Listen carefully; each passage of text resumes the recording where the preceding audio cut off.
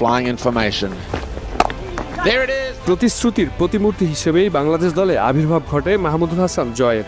অথচ সময় যত গড়িয়েছে প্রতিশ্রুতির বেলুন চুপসে গিয়েছে সমান্তরালে।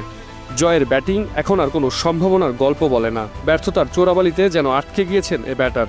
টানা ব্যর্থতায় নিজেকে হারিয়ে খুঁজছেন।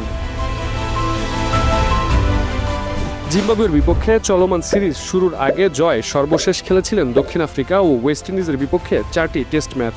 8 ইনিংসে রান করেছেন মাত্র 105, গড় 13.12। সেই পরিসংখ্যান নিয়ে আবার সুযোগ মিলল একাদশে। সিলেটেও আউট হলেন সেই চিরাচরিত ভুল করে। কি সেই ভুল?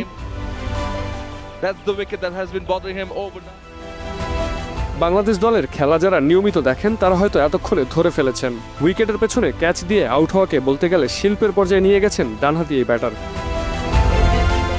এবার সিলেট টেস্টের দ্বিতীয় ইনিংসেও একই ঘটনা ঘটালেন।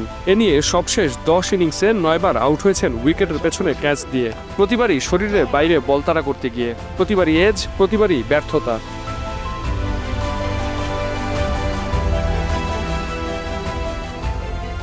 দক্ষিণ আফ্রিকা সিরিজ, উইন্ডিজ সিরিজের পর এবার জিম্বাবুয়ের বিপক্ষে প্রথম টেস্টেও একই ভুল। ওয়েস্ট ইন্ডিজের সাথে সিরিজ শেষ হওয়ার পর সময় পেয়েছিলেন 5 মাস।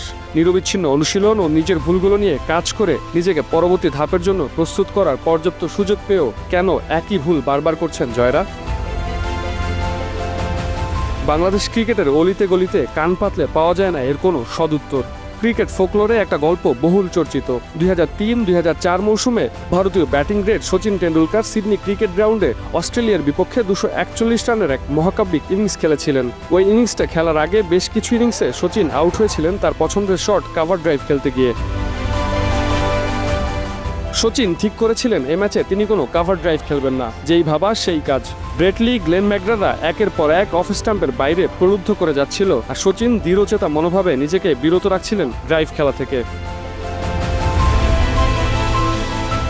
শেষ পর্যন্ত কাভার ড্রাইভ খেলা ছাড়াই ওই ম্যাচে টেন্ডুলকার করেছিলেন 241 রান, যা কিনা টেস্ট ক্রিকেটে তার দ্বিতীয় সর্বোচ্চ স্কোর।